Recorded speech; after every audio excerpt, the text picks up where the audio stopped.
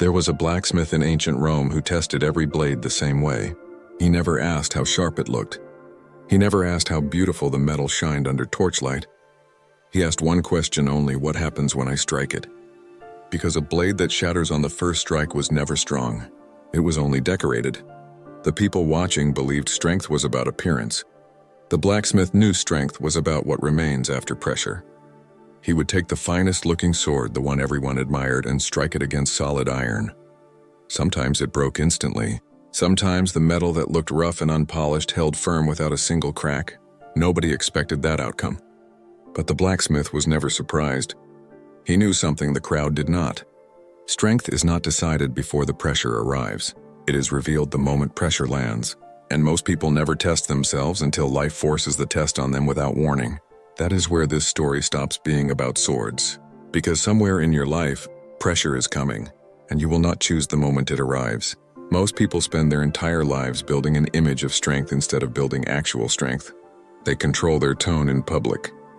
They manage how they appear online. They rehearse confidence like a performance. But confidence performed is not the same as confidence possessed. The real test never happens in comfortable rooms. It happens when someone insults you unfairly. It happens when your plans collapse without warning. It happens when you are alone with a failure nobody else can see. That is the moment the decoration falls away. What remains underneath is who you actually are. This video is not about becoming loud, aggressive, or emotionless. It is about becoming a person nothing can easily move. By the end, you will understand exactly what creates that kind of unshakable presence. And more importantly, why so few people ever reach it. Stoic Principle 1. Interpretation over event.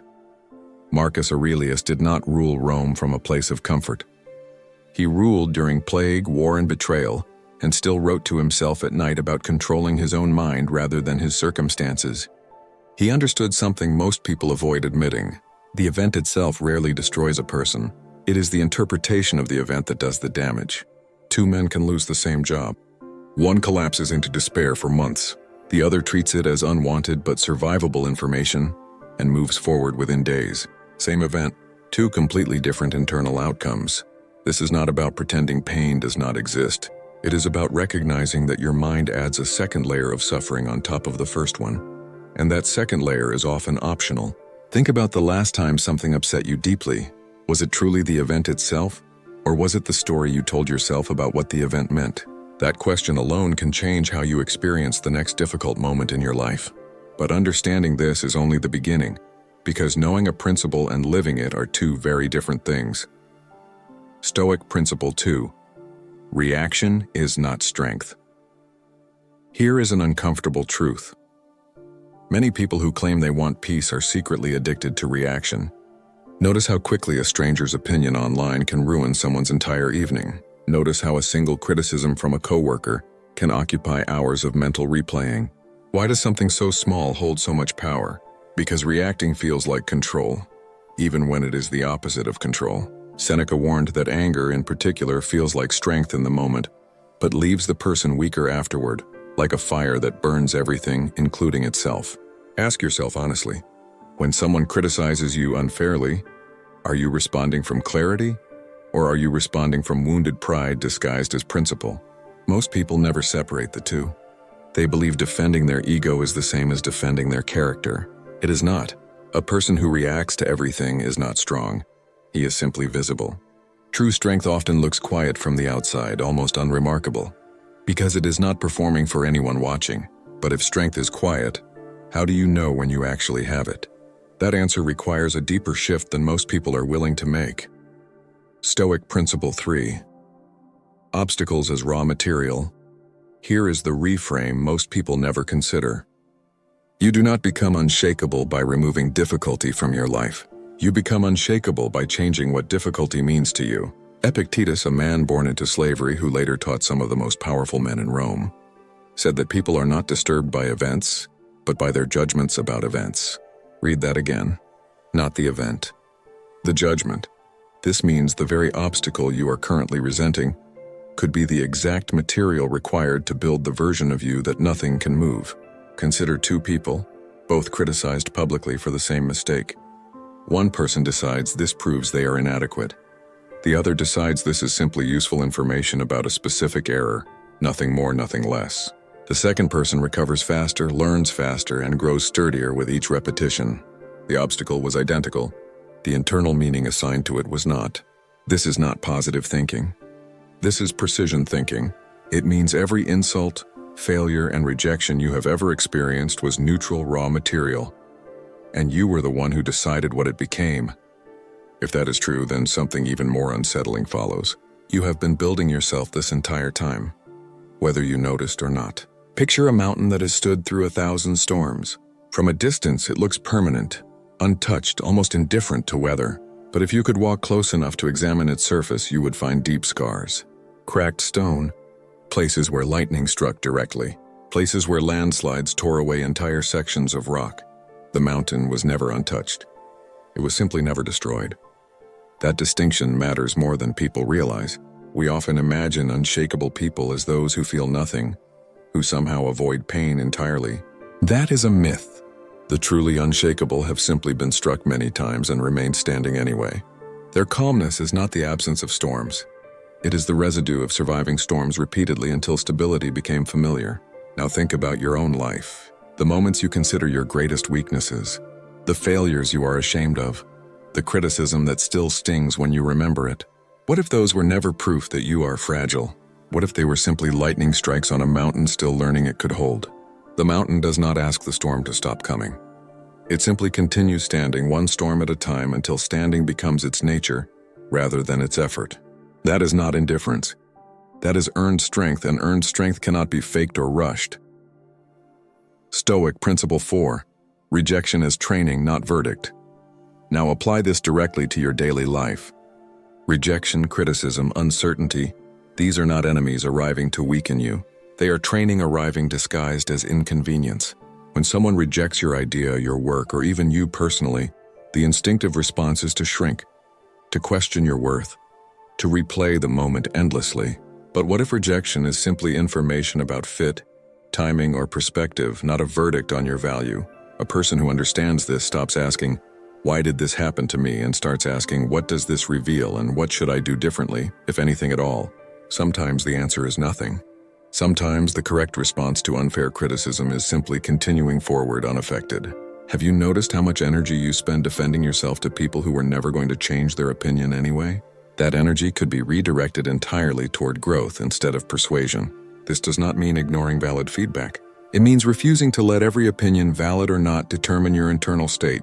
The question becomes, are you building your identity, or are you renting it out to whoever speaks the loudest? Stoic Principle 5. Character over reputation. Here is where the conversation shifts from pain toward identity. Early in this video, we discussed events and how you interpret them. Now consider something deeper. Who are you when nobody is watching and nobody is praising you?